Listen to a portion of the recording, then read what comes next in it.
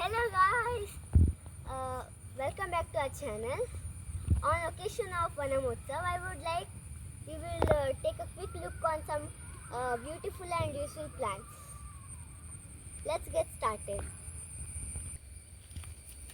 So this is our first plant.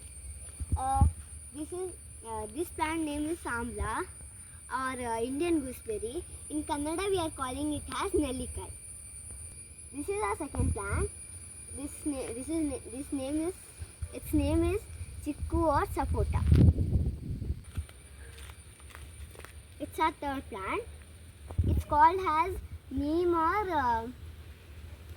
or curry baby. This is our fourth plant. It's called lemon plant. In Kannada we are calling it as Nimbe Gida. This is our fifth plant. It is a coconut sapling.